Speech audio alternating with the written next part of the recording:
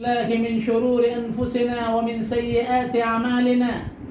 من يهده الله فلا مضل له ومن يضلله فلا هادي له، ونشهد أن لا إله إلا الله وحده لا شريك له، ونشهد أن سيدنا وسندنا ومولانا محمدا عبده ورسوله صلى الله تعالى عليه وعلى آله وأصحابه وبارك وسلم تسليما كثيرا.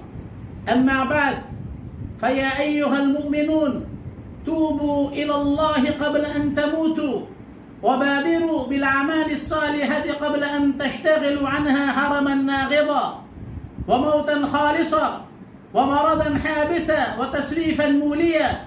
وصلوا الذي بينكم وبين ربكم تسعدوا، وأكثروا الصدقة بالسر والعلانية توجروا وتحمدوا وترزقوا، وأمروا بالمعروف تنصروا، وانهوا عن المنكر تحسبوا.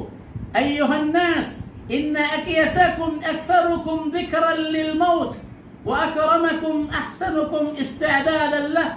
ألا وإن من علامات العقل التجافي عن دار الغرور، والإنابة إلى دار الخلود، والزود لسكن القبور، والتاهب ليوم النشور.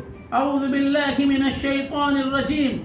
من كان يريد حرث الآخرة نزد له في حرثه، ومن كان يريد حرث الدنيا نؤته منها، وما له في الآخرة من نصيب. أقول قولي هذا وأستغفر الله لي ولكم ولسائر المسلمين من كل ذنب وخطيئة، فاستغفروه إنه هو الغفور الرحيم. تقبل.